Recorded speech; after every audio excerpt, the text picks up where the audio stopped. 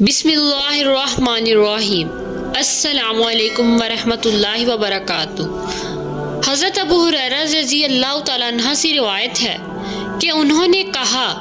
कि एक आदमी रसूलुल्लाह सल्लल्लाहु अलैहि वसल्लम के पास आया और अर्ज़ किया कि ए अल्लाह के रसूल, कौन सा सदका अजर में बड़ा है? तो आप सल्लल्लाहु अलैहि वसल्लम ने फरमाया कि हाँ, तुम्हारे माँ बाप का भला हो,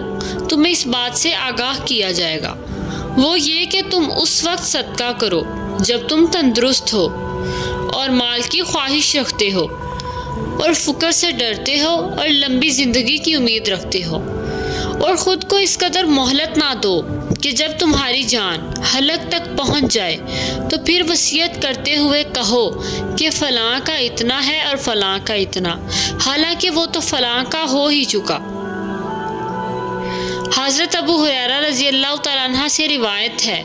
कि नबी सल्लल्लाहु अलैहि वसल्लम ने फरमाया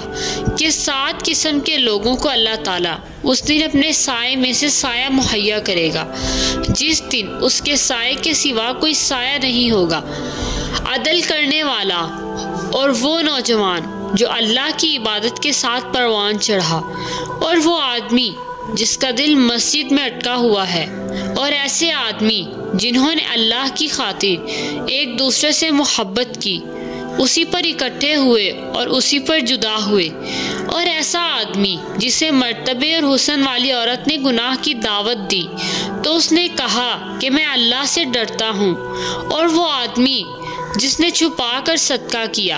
हत्ता कि उसका बायां हाथ जो कुछ भी खर्च कर रहा है उसका दायां नहीं जानता, और वो आदमी जिसने तन्हाई में अल्लाह को याद किया तो उसकी आंखें बहने लगी।